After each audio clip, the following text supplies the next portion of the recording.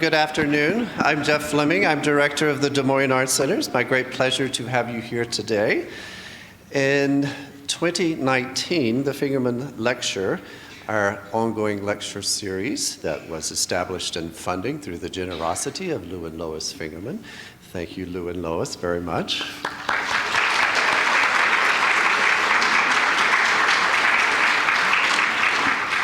It's now in its 30th year, and so to celebrate that, we will focus not on one lecture, but on 4 lectures by 4 museum directors. And these will include topics and points of discussion related to the roles of museums today. And certainly these include notions of inclusion and of history. And an example of this is our land acknowledgement statement that we sometimes use before our public programs. And it reads, "The land on which we gather is the traditional, ancestral, and unceded land of the Iowa tribe of Kansas and Nebraska, the Iowa tribe of Oklahoma, and the Musqueam Nation of the Sauk and Fox tribes of the Mississippi." This afternoon, the Art Center is honored to welcome Kaywin Feldman. She is the new director of the National Gallery of Art in Washington, D.C. She is only the 5th director of that esteemed institution and its first woman director.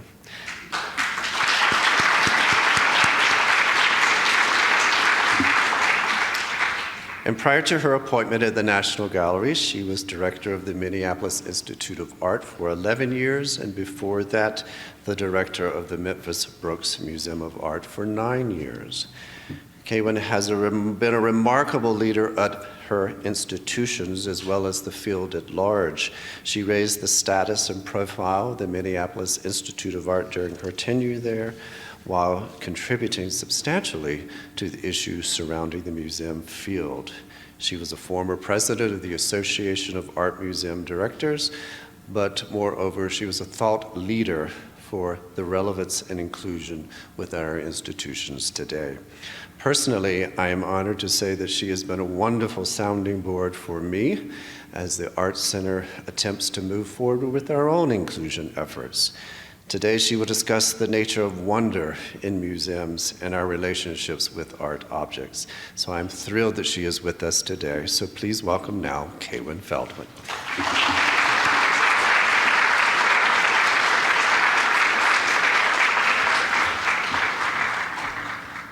Hello. Thank you so much for that kind introduction, Jeff, and thank you to the Fingermans for having me today. I'm delighted to be here for lots of reasons. It's pouring rain in Washington, D.C., and it's glorious here. I'm delighted to be back. This is my 2nd visit to Des Moines and to this great museum. And I just had a terrific tour with Jeff through the galleries, and I'm so incredibly impressed with this institution, the work that you do, the exhibitions, and of course the permanent collection that you have.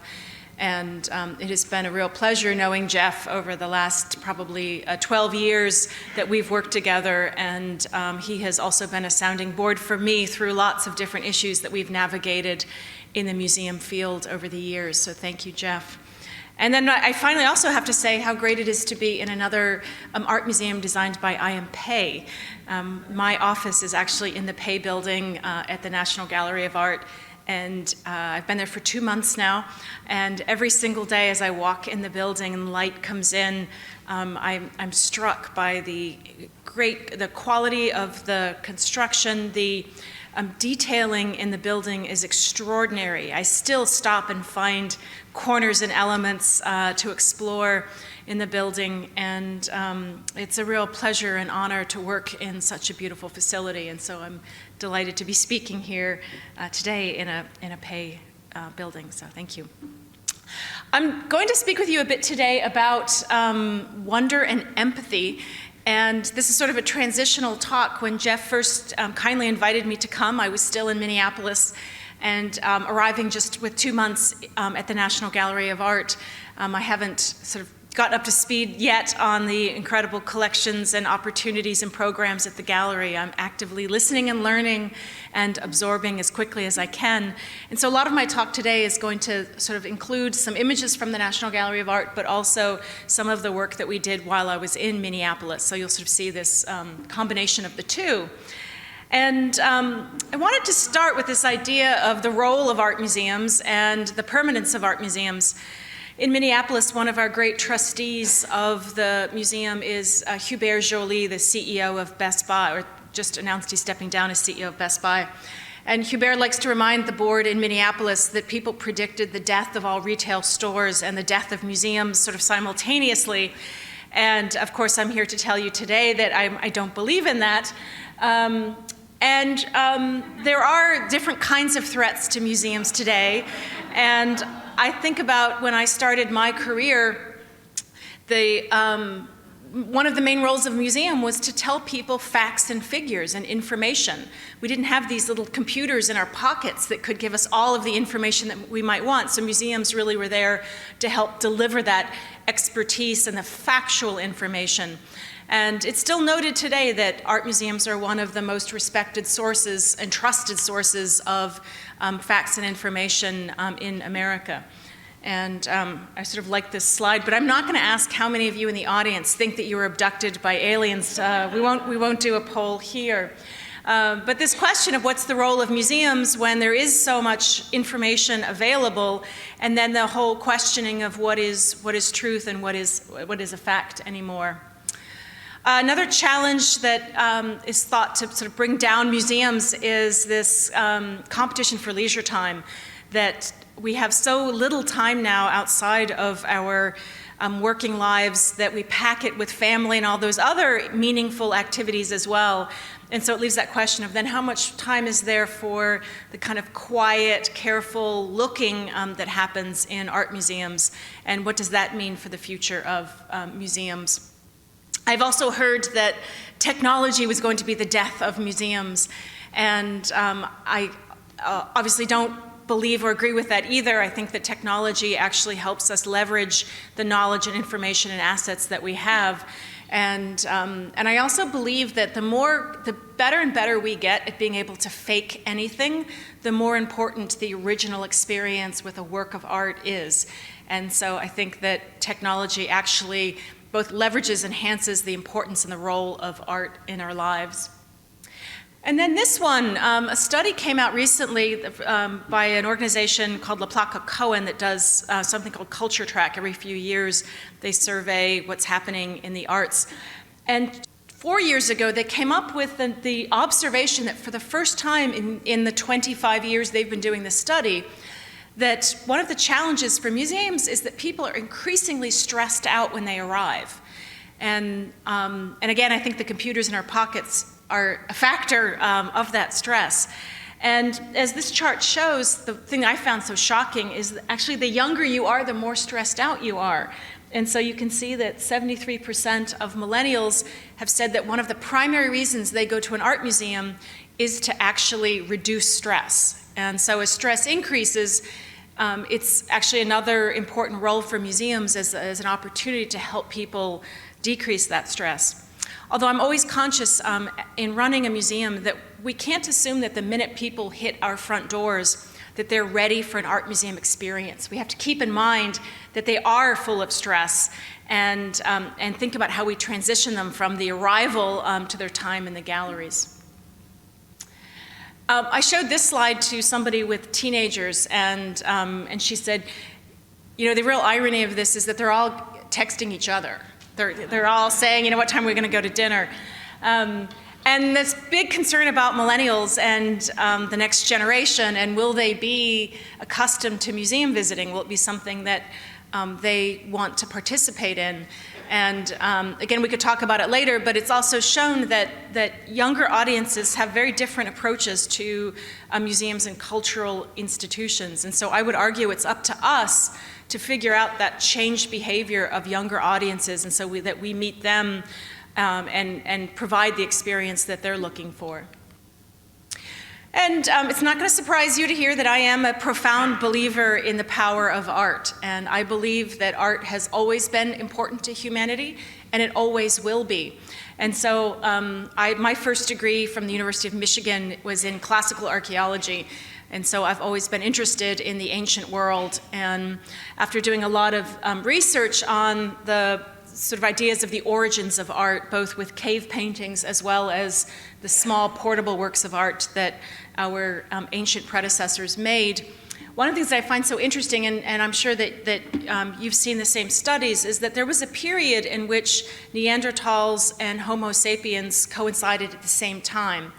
And when you look at the archaeological record from that period, you see that the technology changed, that the technology used by the Neanderthals changed after they came in contact with Homo sapiens. So there was contact, and we can see a direct change in the tools and the objects, the hunting tools, the hand axes and arrowheads used by Neanderthals. They got better after their interaction with Homo sapiens, but they never made art. Homo sapiens was the only early humans that actually made art. And so I do believe that art is further a definition of what it is to be human. And when you look at cave paintings in particular, studies have shown that people didn't actually live in those caves. So they weren't making art on the walls to decorate the places that they were living. These were special places. They were sacred places. They were spiritual places. And so I do believe that art making is absolutely core and key to who we are as human beings. I particularly love this cave from France because archaeologists have pointed out that one of the handprints on the wall has a broken pinky. And later in the cave, you see the same hand. You can recognize it by the broken pinky. And so it's this idea even of individuality and being able to see our human ancestors through the works of art that they had on the walls. And I've been thinking a lot about this as I've been transitioning jobs. And as you know, when you make a life change like that, it's a time for lots of sort of thoughtfulness and soul searching. And so over Christmas, I took my break between Minneapolis and the National Gallery of Art. My husband and I spent a couple of weeks in Greece. And I spend a lot of time looking at ancient art and thinking about ancient art. This is a slide I took in the ancient site of Olympia. And it's filled with these little tiny animals and little tripods that visitors to Olympia in the ancient world, either made themselves or acquired and left on the site as a kind of tribute. And I was struck by this, these are just a handful of some of the images of ancient goddess figurines from ancient Greece that I shot with my phone.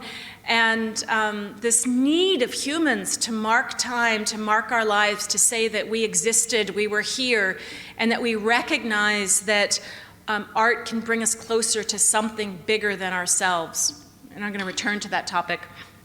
And my last slide from the ancient world is this one from the cave of Ellora in India. I don't know if any of you have been there. It's part of the caves of Ajanta and Ellora. And they're really incredible because they're called caves, but actually they're not natural caves. They're all man-made, humans carved into the caves.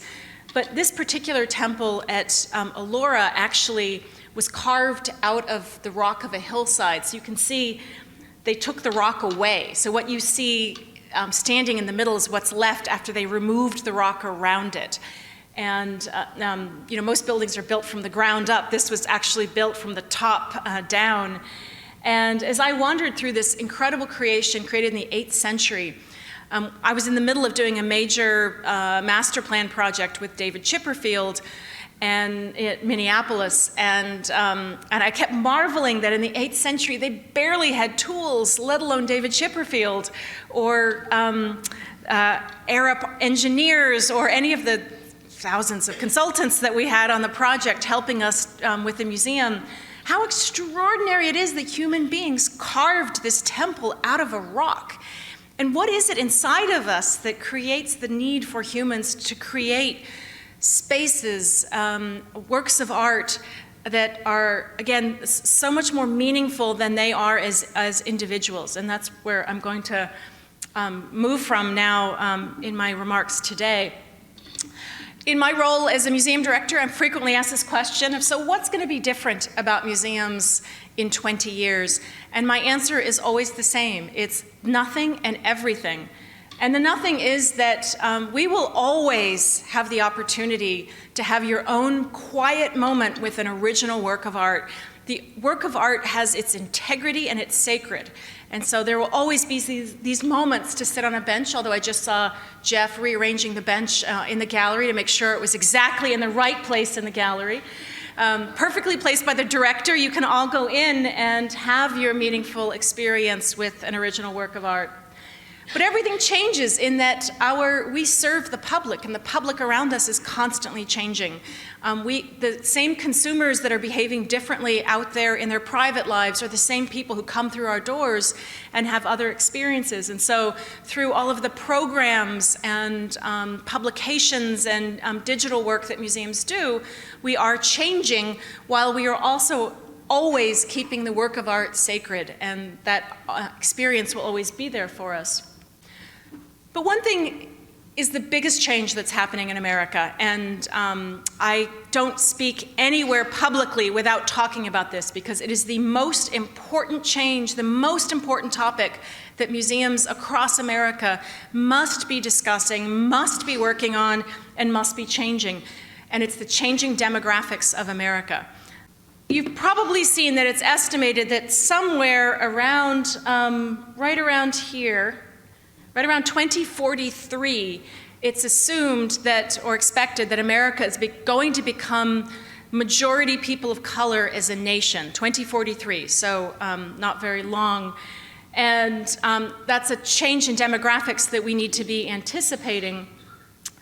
But this slide here, I think, is super interesting and super important. I want to unpack it for a moment with you, because it's pointing out that while the demographics are changing, that it's different according to age groups. And so if we look at this group here of the age 55 and over, which is a lot of the audience here today, it's a lot of the audience in museums, you can see that this audience is 75% white.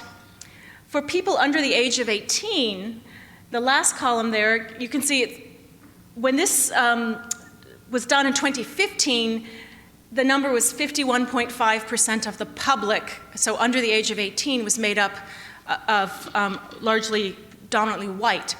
That has changed now, and as you know, that the majority of Americans under the age of 18 are now made up of people of color. And so you can do the math in your head to realize that as the under 18s age, they're in their childbearing years, whereas the whites on the age 55 plus, the population is shrinking. And so in the last 15 years, the growth rate for white people in America, the population, has been 1.2%. In a year or two, it's going to start to be negative, so it's going to decline. And so again, this leads us to the 2043 when we will become majority people of color. The largest increases in those audiences come from Latinx, Asians, and mixed race populations.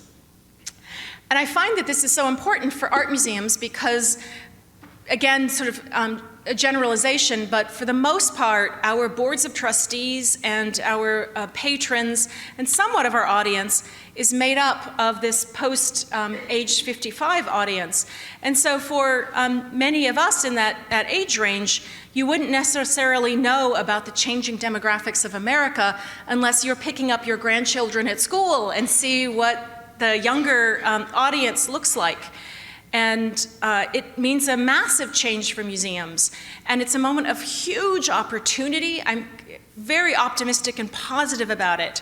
And I see museums like this one in particular that's working so hard to diversify the audience. The works of art you have in the galleries show a real move of the organization to make sure that you have works of art by people of color on the walls, because we all want to go to institutions and see ourselves reflected, whatever your background is.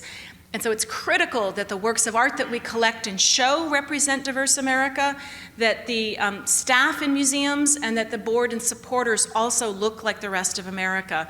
And it's say the biggest issue facing American museums. And here in Des Moines, I just pulled this off of the US Census population. So you can see in 2000, Des Moines was 19% people of color. And 2018, it was 30%. So you've got a 50% increase in just 10 years in your demographics. And so it's critical that this work take place. And with that, I want to move along to thinking about what does it mean for art museums today and the impact of art museums. And when we submit grants for museums, granting bodies often ask us to do these logic models, and we all grumble about it.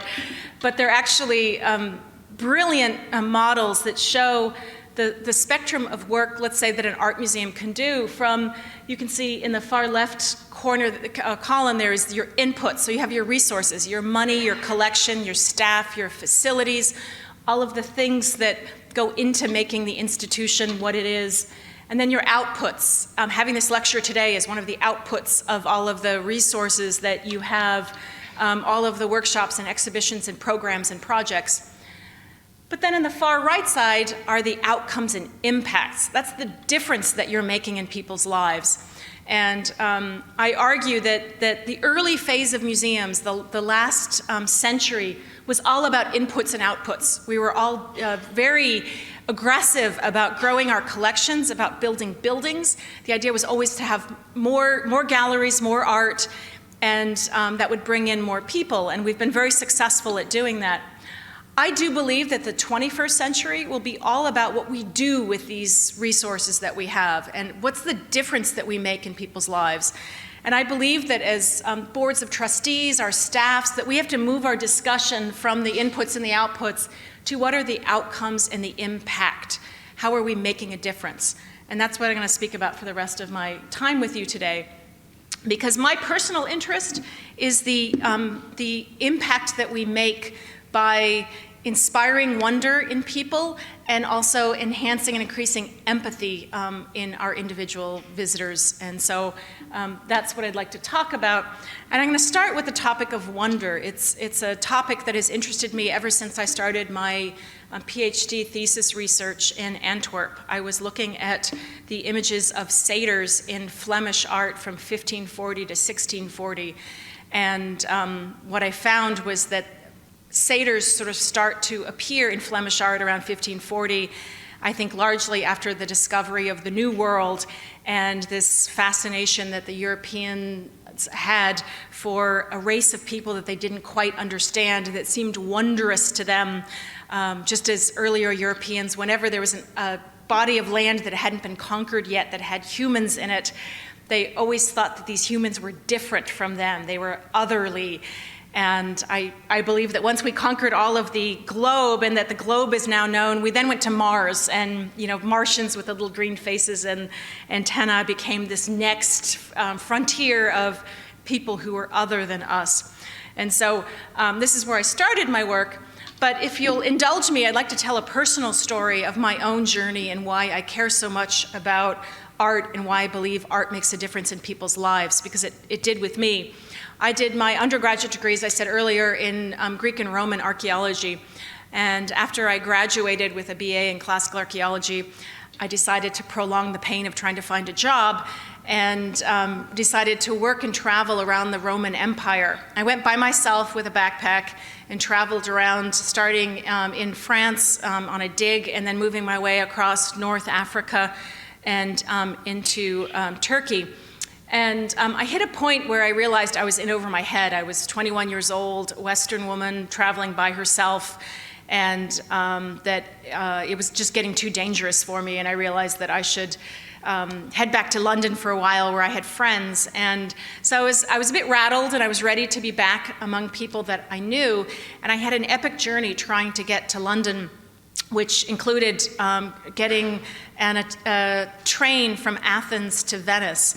And the train was 3 days, and I was locked in a compartment with 4 teenage French boys.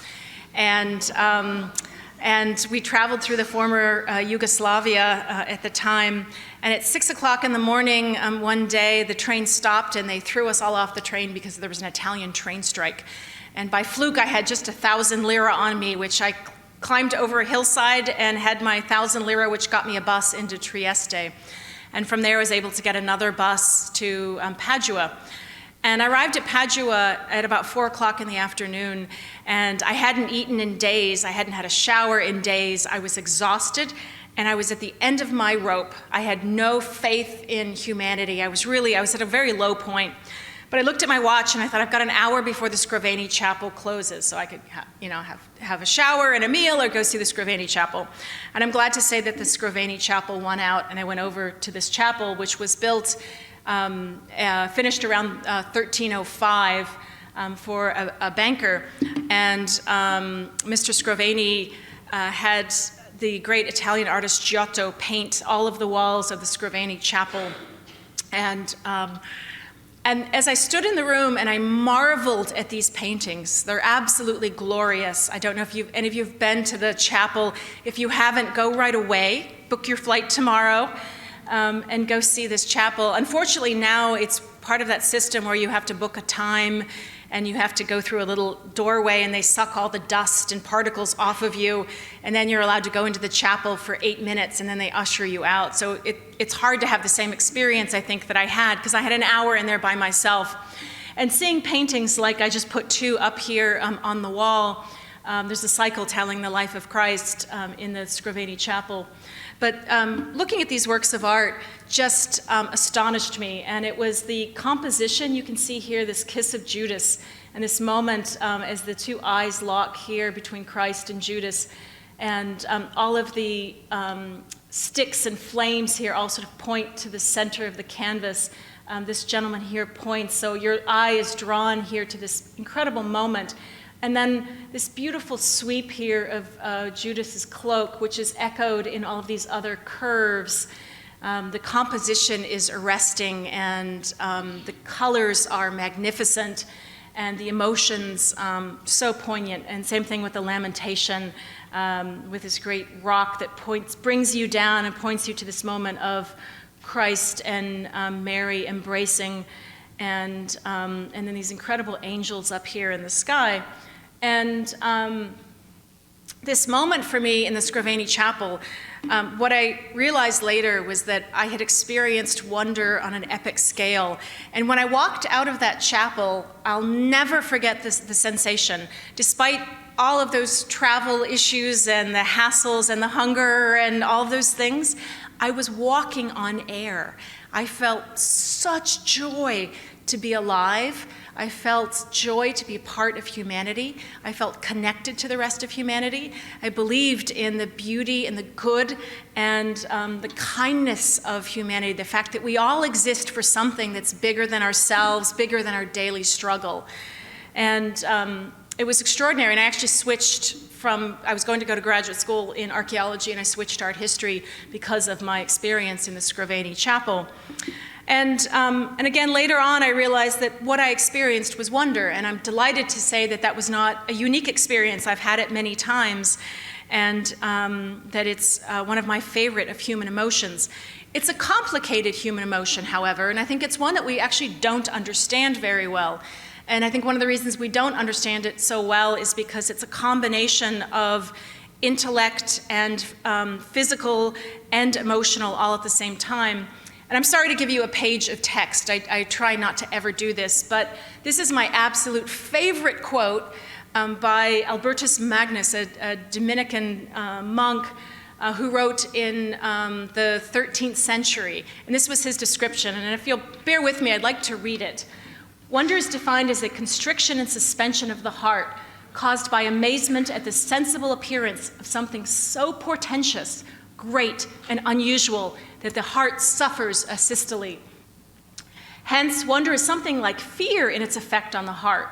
This effect of wonder, then, this constriction and systole of the heart, springs from an unfulfilled but felt desire to know the cause of that which appears portentous and unusual. And this is my favorite part. Hence, wonder is the movement of the man who does not know on his way to finding out, to get at the bottom of that at which he wonders and to determine its cause. And that phrase, it's the movement of a man who does not know on his way to finding out. And I think that this summarizes what so much of what we do in art museums, that we welcome people and we want them to have this moment where they stop, their brain pops, maybe their heart pounds a little bit, their eyes widen, And maybe they don't quite understand it, but they want to understand it. And that's that journey that makes art museum visiting so special. There are several types of wonder, and I mentioned wonder in an art museum. You can also have what's called social wonder, and that's the wonder you experience when you hear a speech by Dr. Martin Luther King, or when you read the Bible or the Quran, that moment of reading words that overwhelm you. There's cognitive wonder, and when you actually figure something out, and when you realize the answer to something. And I like the T-Rex image over there because I also have a vivid memory when I was in elementary school. I think it was 5th grade, and we were learning about dinosaurs. And I just couldn't imagine when my teacher talked about how big dinosaurs were. I couldn't see it. And so she sent me out with a measuring tool out in the playground and had me mark off the scale of a dinosaur and then had me lay down next to it. And I had this most incredible moment of understanding and of really this wonder about dinosaurs and their size and impact. And so you can have a cognitive wonder, or what's known as physical wonder, and that can be standing at the Grand Canyon and the awe and the feeling that you feel of being overwhelmed by something so big, or it can be coming here to the galleries or to the National Gallery of Art and a work of art that causes that wonder inside of you. And when we experience awe, we're both the smallest and the biggest. And there's actually a study that was done, several studies have been done by social scientists. And what they have realized is that when we experience wonder, we actually become less narcissistic. At the moment that you feel wonder, you're not as likely to pull your phone out of your pocket. You don't look at your watch. You feel less concerned about your own individualism and your own life. And you actually feel connected to humanity. You feel part of something bigger than yourself. You understand that your life has meaning. And when people have that experience, they're more likely to volunteer their time and more likely to give. And so it's been proven by social scientists, and that's absolutely that experience I had at the Scrovegni Chapel. I understood that I was part of something bigger than myself. And then I want to transition to the final part of my talk, is thinking about empathy. And because wonder was always such a personal interest of mine, while I was in Minneapolis, I started to explore the idea of empathy. And there's a connection between wonder and empathy that we really wanted to explore in Minneapolis. And that project is still going on, so I can't tell you today exactly what it is. But in Minneapolis, we founded something called the Center for Empathy in the Visual Art. And we wanted to explore and do scientific testing to see how are museums fostering empathy in the world today, and how might they do a better job of fostering empathy. And it's, I think, very interesting to note that while humans have always been empathic, I believe that profoundly, we didn't actually have a word for empathy until about 1870. Isn't that interesting? It took us that long to come up with a term for the feeling of empathy. And of course, as all great words are, they were developed by a German. And the word was einfühlen, to feel into. And it came out of the visual arts. So the whole word, our whole understanding of empathy started with the visual arts. It was the idea that when you saw a work of art, that you could feel into it, that you could feel into another human being. I also think that it's not by random chance that empathy that the word was coined in the West in the fin de siècle, in this period when Europe was under such change and turmoil with industrialization, the urbanization, of course, on the verge of several important wars and world wars. And I think the need to return to empathy today is also marked by this turbulent time, this time of such, I mentioned the demographic changes of immigration, migration, globalization, technology. I think that all of these changes cause some internal stresses and challenges, and it's a good moment to return to empathy. And it's been shown by scholars who work in the area of empathy that this is a good time to study empathy. Because it is this moment of, you've probably seen the book Bowling Alone, that Americans are increasingly disconnecting from community activities. They don't join Rotary and other organizations as much as they used to. participation in church and arts participation, and even communing with nature is on the decline across America. Not uniformly, of course, it's different in different areas, but Sarah Conrath, the author of this study, argues that empathy is decreasing in America, and that there's this, what she calls this, moment of an existential crisis, that we actually, Americans are looking for something else to fill in the decreases in these other areas so that they can reconnect and come back together. And she's done a study that started in 1979 looking at empathy in American college students. And we all sense that empathy in America is declining, and she's actually proven that it is declining, I'm sorry to say. Scholars have also shown that empathy is genetic. We're born being more predisposed towards empathic behavior, but it can also be taught. And so I would argue that this is a role for museums. When I showed you that logic model of moving from inputs and outputs to actual impact, I think that by focusing on fostering greater empathy among our visitors, that museums can make a greater difference today, because empathy is declining. In case you can't read the chart, this top blue line is the measurement of empathy in college students in America, starting in '79 and finishing in 2009. And then the green bar is perspective taking, how often these students are actually looking at the world around them, so, getting out of their own world and self-interest. And when I talk about empathy, people frequently say to me, well, no one knows what empathy is. There's no definition of it.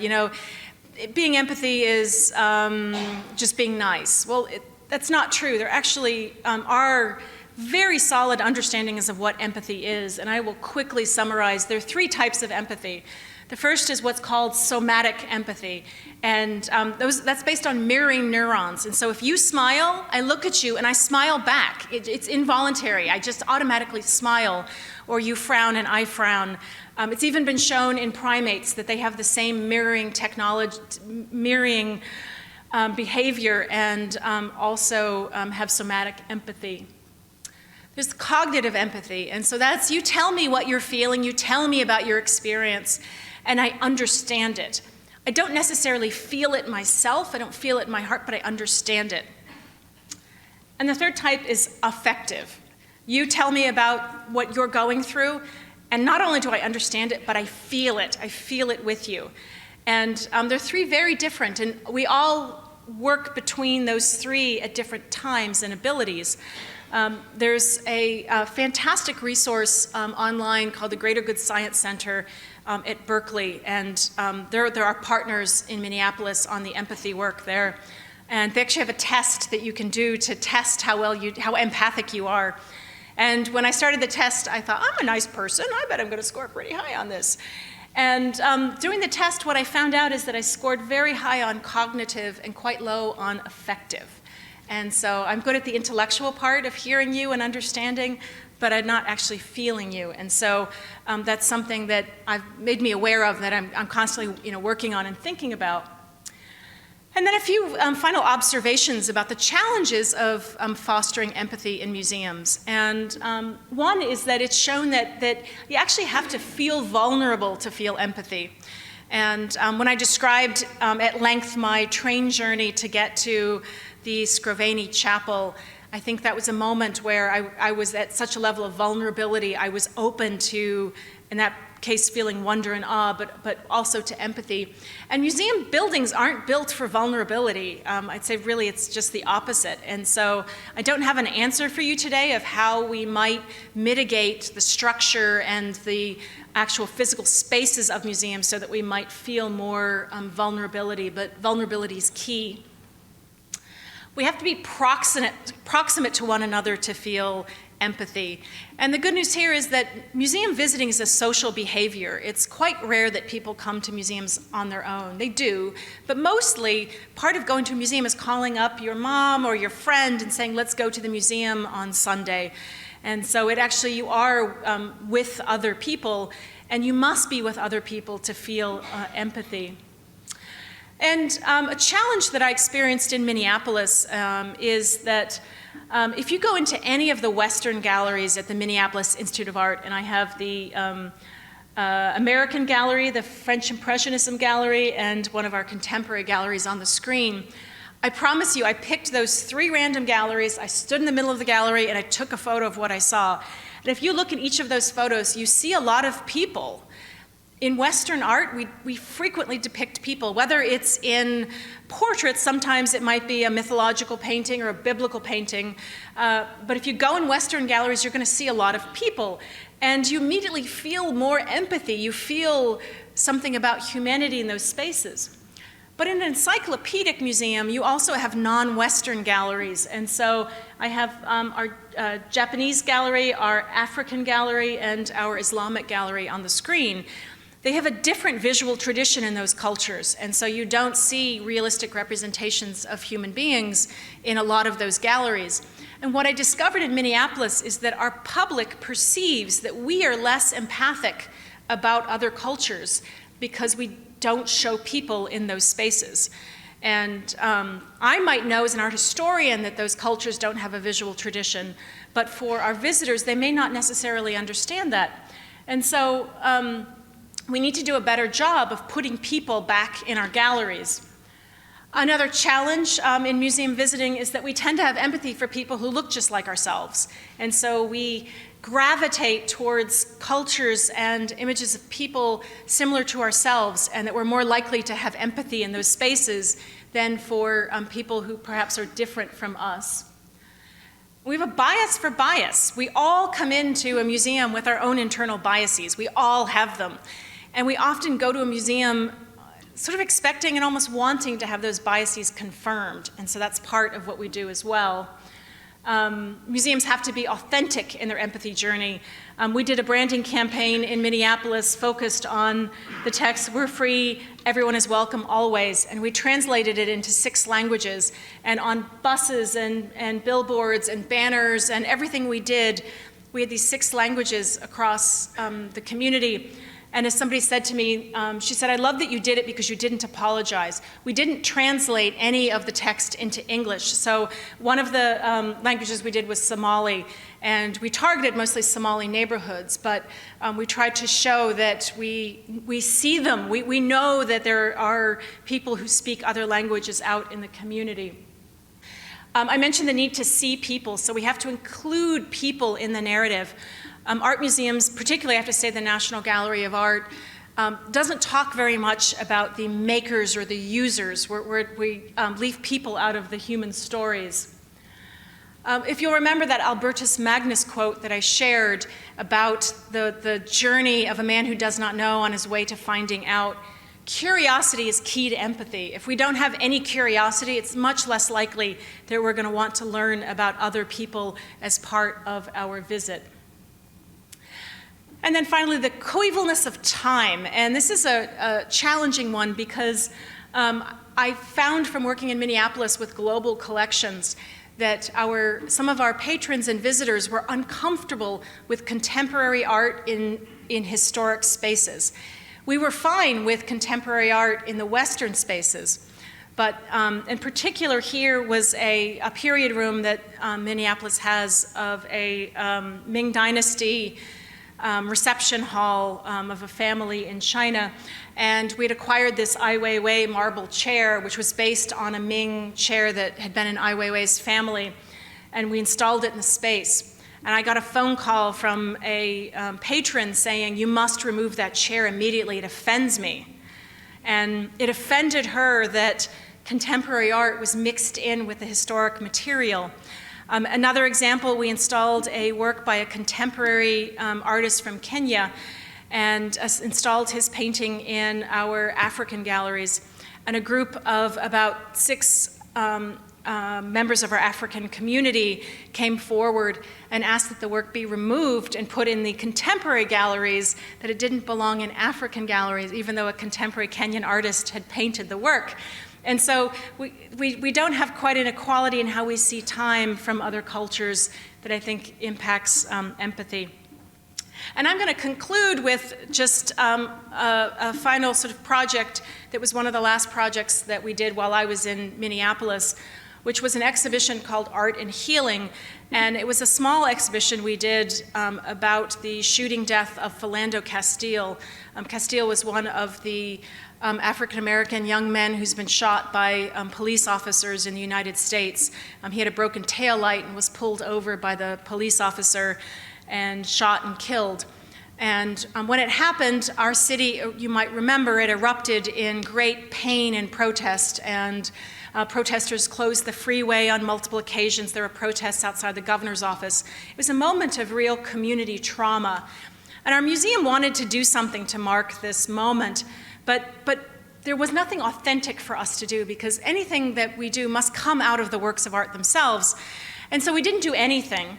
And a year later, the woman on the screen, Valerie Castile, Philando's mother, called our museum. She cold called us, left a message on somebody's voicemail, and said that artists from across the community had given her works of art, hundreds of works of art, in memory of her son, and that she was so touched by their generosity that she wanted to be generous back and share the work with the community. And so we thought a lot about it. Talked a lot to our board of trustees, who were very uncomfortable with the idea of doing the show. They were afraid the exhibition would be seen as being anti-police or anti-white. And the exhibition was, I'm happy to say, a huge success. And it wasn't any of those things. It was a huge success because it was an exhibition about love. Every work of art in this exhibition was about marking a life. We all have the need to have our lives remembered, to remember our own loved ones. And the exhibition was filled with love and remembrance for Philando Castile. We did the exhibition working with Mrs. Castile, as well as a community advisory committee that helped us put it together and to think about how to approach the subject of trauma in a way that was accessible to the broadest group of people. On the far side there is a quilt made by an elder in the community, and she made this quilt, and if you turn it over on the back, there's a square where she says that it was from one loving mother to another loving mother, and that she felt Valerie Castile's pain. And the artist asked that we not hang it on the wall, but that we have it in the gallery so that people could wrap up in it when they felt they wanted comfort and companionship while looking at the works of art. And we wanted to do that, but we're a museum, so we couldn't do that. We put it on the wall, but the spirit was still there. And I bring this exhibition up because it actually really symbolizes a lot of what I've been talking about. It enabled us to get proximate to other people. My life has become so much richer because I met Valerie Castile and worked with her on this project. She's a remarkable human being who, I always told her that if she had gone into her living room and pulled the drapes and sat inside for the rest of her days, nobody would blame her. But instead, she has jumped out to be a leader in her community. And she started a foundation, and she and her foundation have now paid off the school lunch debt of all schools in Minneapolis and St. Paul, because that's something her son used to do. Yep. I'm so glad that I got to know Valerie Castile. I got to get proximate to Valerie, and this exhibition helped me to do that. It enabled me to have empathy for her family, and for the people in the community who were suffering from so much trauma. And it brought us all together, and it brought us together to have difficult conversations. They were tough conversations. But at the end of the day, everyone was safe. You know, it all worked out, this sort of moment of coming together. And it really concerned our board of trustees because, of course, their job is to protect the museum, and they were worried that we might become a site of protest or contention. And, you know, that actually never happened. And instead, it was a moment of healing and bringing the community together and feeling empathy. So I just want to conclude here where I started, which is with the ancient world. And again, on my last trip to Greece, I was struck that in the 5th century of Greece, a lot of funeral monuments include this moment of shaking hands. And so the departed is shaking hands with loved ones who still remain, and as you can see on these images. And I spent a lot of time looking at those hands and thinking about people and, you know, my own life. I lost my father a couple of years ago, and I thought about my dad in those spaces. And it was a way for me also to have empathy for people in the past And so I'm just going to wrap up by saying that I think that museums have this great role and opportunity to help people have empathy for people today, but empathy for people in the past that helps us be more empathic today, but also empathic for the future. We have to think about the people who are going to inherit this planet after us and have empathy for them and their needs, and make sure that we're constantly working to leave our world a better place for those who are going to come after us as well. So thank you so much for being here on a beautiful day today and sort of talking about wonder and empathy with me. Thank you.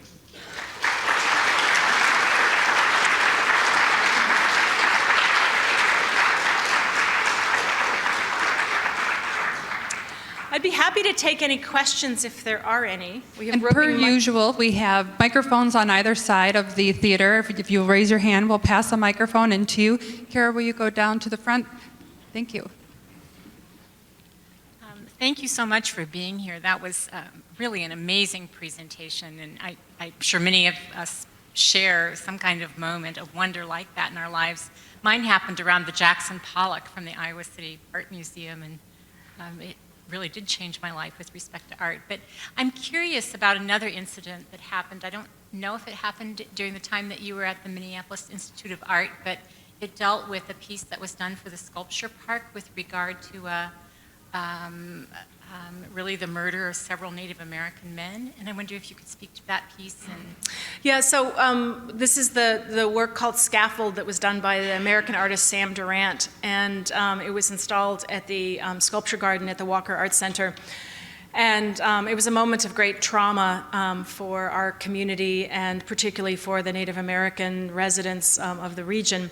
And in that case, I think the Walker became aware of the work of art and felt that it was a really poignant work to stimulate conversation about capital punishment. And so the Walker acquired it and decided to install it in the new Sculpture Garden. And I think that, in doing a major capital project, you're always thinking about lots of things, from fundraising to engineering to irrigation to government approvals. And I think that the magnitude of everything on their plate meant that perhaps the staff just hadn't done enough thinking about that particular work of art. And so one of the objections to it was that the artist recreated a scaffold, and it was the exact scaffold that was used to hang 38 Native Americans in Mankato. And didn't think about the fact that the scaffold was installed right next to the mini golf with kids. And so the scaffold was only actually physically up for 1 week, but during that 1 week, kids were playing on it and climbing all over the scaffold. And of course, as soon as the Native American community heard about it, they became very upset, and they weren't included in the conversation until after the work was installed. And so that's sort of, all museums are learning in this moment as America changes and demographics change. And it was a learning moment for all of us about starting those community conversations early. I'm happy to say with our Philando Castile project, it started with the community, and we started with a community group immediately. And so when the Native American community objected to the scaffold, it was, I think, a moment that the director at the time, Olga Viso, showed such strength and courage. Her board sort of deserted her, and it was her and the artist Sam Durant in the front and center, and Olga took complete responsibility for it, and the artist agreed to take the work down and actually deeded back his rights to make the work to the tribe, so promising it would never be made again. And then the wood from the scaffold was buried in an unknown location, so the work is gone. But it will be one of those landmark cases in textbooks about the arts for years to come. And again, it's a moment we're all learning. I know I'm speaking for Jeff, but I know that Jeff and the staff here all looked and watched and all thought about how they could learn. We all did. There was also the issue at the Whitney Museum during the recent biennial of a painting by Dana Schutz of Emmett Till in his coffin. And Schutz is a white artist, and artists, particularly African-American artists, protested and claimed that a white person didn't have the ability or should not be allowed to paint black trauma, that it didn't belong to them. And again, there's lots of arguments about how the Whitney has handled it. I heard a huge criticism just the other day.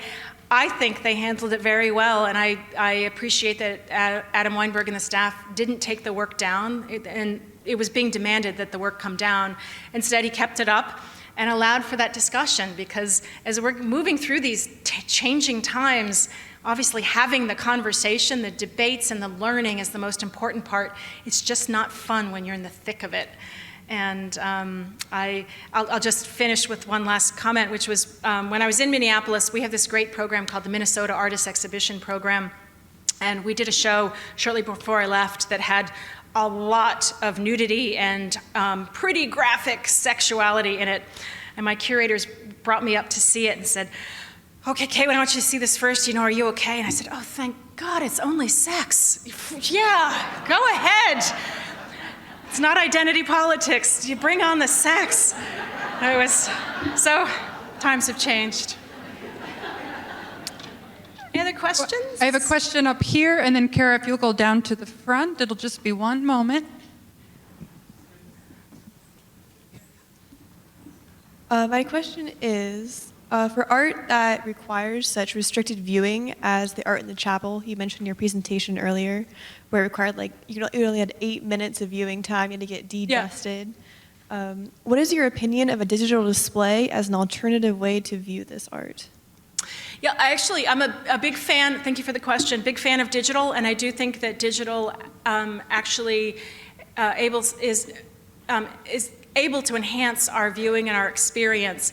I don't believe that it's ever a substitute for the real thing, but it can definitely enhance. And I'll comment that just on Friday, the National Gallery of Art acquired the 2-volume set of Gardner's pictures of the Civil War. And as we had it's 2 bound books, and as we had the pages open for the trustees to look at, one of the trustees said, "But there are 200 photographs, and people will only ever be able to look at 2 at a time with the pages open under a case." And we're able to say, yes, but we can digitize them, and people can look at the 2 that are on view and then digitally flip through. So I think that it can enhance and be helpful. But I don't think ever replaces, because my experience, again, with the Scrovani Chapel, my whole, where my head was, my feeling vulnerable, that particular moment in my life, being able to spend an hour in there, and the fact that I was with other people. I wasn't there with anybody, I didn't visit with anyone, but there were other people in the room, and so I felt, again, kind of connected to humanity. So I think as long as we understand that there are different kinds of viewing experiences, and one doesn't necessarily replace the other, but absolutely I think can enhance it.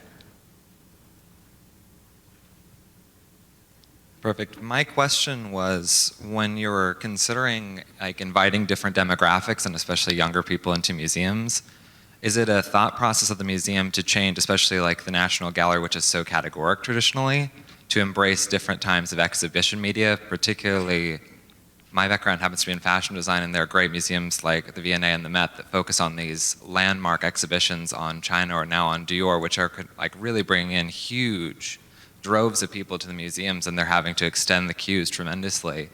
Is it considered by the fine art programs to embrace a form of media like that, where it's creating all-encompassing spaces and ideas of presentation that are just different than presenting an amazing painting on a white wall, but being able to let people experience a new type of narrative?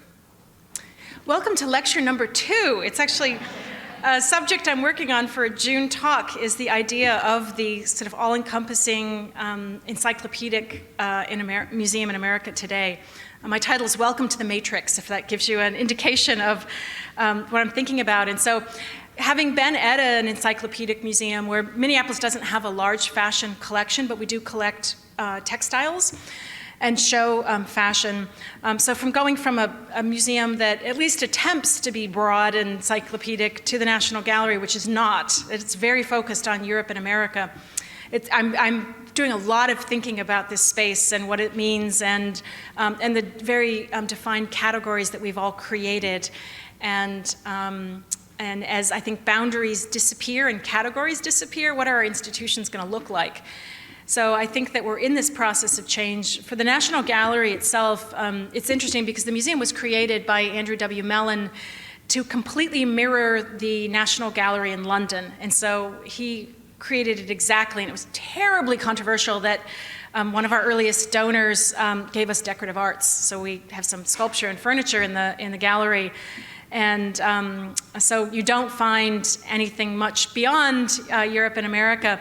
But one of the things I'm really interested in exploring as the new director is, what does it mean to show America today? And I don't believe that the gallery's collection currently, really represents a full view of America. And so it's something I want to explore more while I'm there.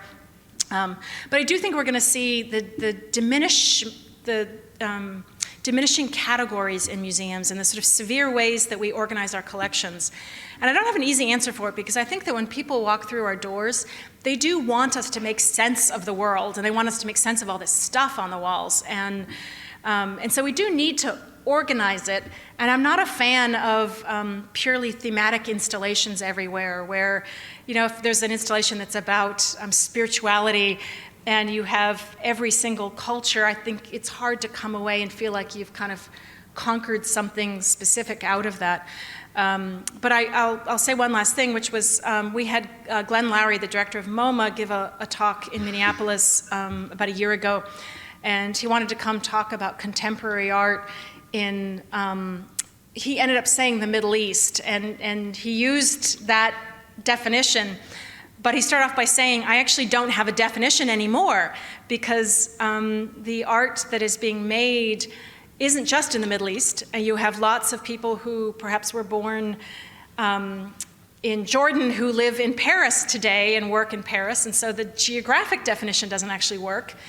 And of course, you have artists from North Africa as well. But you also can't call them Islamic artists, because they're not all Islamic, and they're people who are of other faiths who come from the Middle East. So it was just this really interesting moment to think that we've categorized everything to make sense of the world, and a lot of those boundaries and borders are disappearing. And I think it's part of what creates this angst at the moment as well. But so this is a very long answer to tell you that I don't have an answer, but I think it's this moment of great, change, and I'm terribly optimistic about it. I think museums are only going to get better at it. Hi. I was really excited when it was announced that you were taking over, you were going to be the director of the National Gallery, and I can't remember where your profile was. It was in one of the major newspapers or something, and you described yourself as a feminist. And as a museum professional who also thinks of herself as a feminist, I was overjoyed to see that you said that out loud and publicly. I know there was some criticism of you doing that, and I'm just wondering sort of what the fallout was, and if you are still happy that you made that announcement. Yep, thank you. Yes, I'm very proud to be a feminist, and I'm delighted that the National Gallery of Art hired a feminist. And the board there really set out from the very beginning and said, we recognize America's changing. We want to look at women candidates. We want to look at people of color. They're absolutely committed to that journey.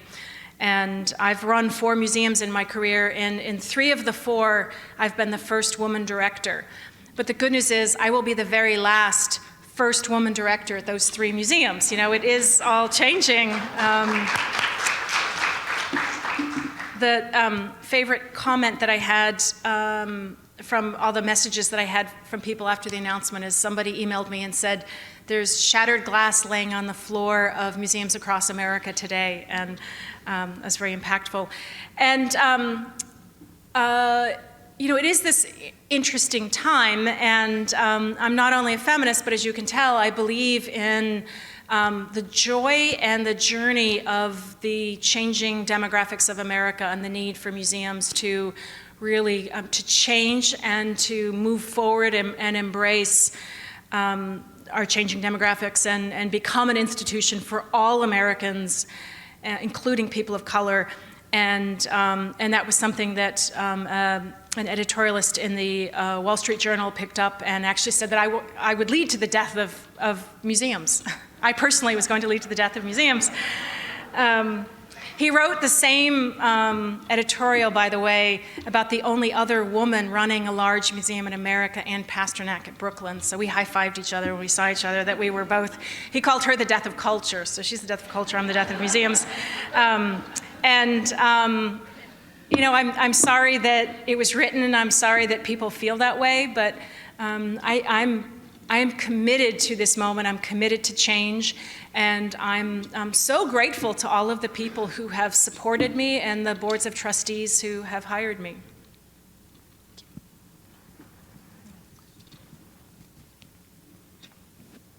You mentioned Olga Wiesel earlier. She had a very interesting piece in the last issue of Museum Magazine. And one of the things that she talked about in that article was the challenge facing museums right now in terms of museum boards not having the same type of values as museum leaders and their staff. You've also mentioned on a couple cases in terms of the Philando Castile exhibit that your board was concerned about that, and you also mentioned how Wiesel was kind of abandoned by her board during the scaffold incident. How serious do you think of that problem is in museums, and what can be done to change it? You know, I wouldn't highlight only boards. I think part of the challenge that we see with boards is that they tend to be older and white, and the museum staffs tend to be younger and more diverse. So generalization. And so I find that younger people are really demanding that museums, whether they work in them or visit them, they're demanding that museums grapple with contemporary issues. They want relevance. They want to see museums acknowledging some of the colonialism and trauma that's represented in the works of art on the wall. And I think that often our more conservative trustees would prefer that we not address it and leave it as the unstated thing in the room. And so that's why this moment, I think, is so difficult, is because you have these two different populations that have very different expectations and needs from a museum. And that's actually, I think, where it makes it so hard to navigate and be a leader during this time, when you have these two different, and I'm generalizing, so I apologize for that, but kind of expectations of what a museum is. And I do think that we're going through the moment of change, which makes it more difficult. And but I think that the idea of avoiding this moment of kind of recognition and change and reckoning, is not the answer. And I think, again, that if my board of trustees in Minneapolis could have said, we don't want you to do that exhibition, they would have, about the Philando Castile. And I don't fault them for it. Again, their job is to protect the museum, and they were worried that it would cause harm, especially because the scaffold issue had just happened 6 or 8 months prior.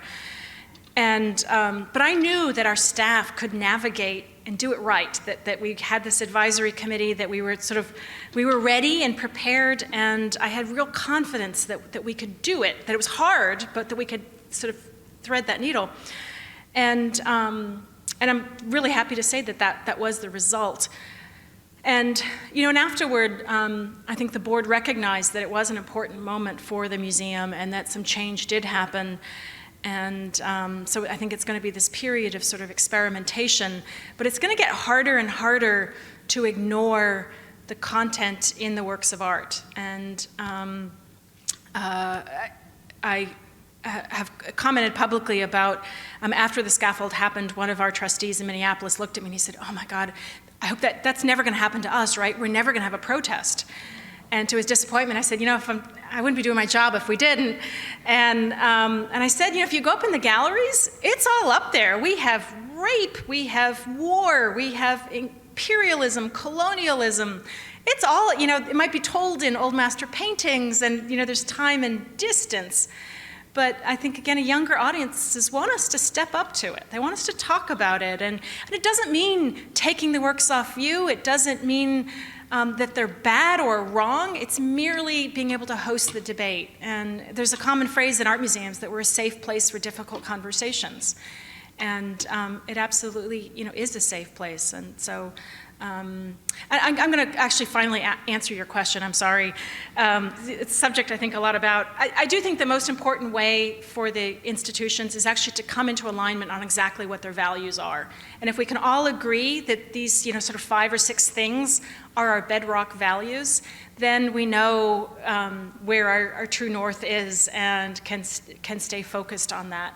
And that's something actually I'm going to be doing with the board and staff at the National Gallery of Art in the months ahead, of really talking about what are our values, what matters the most to us.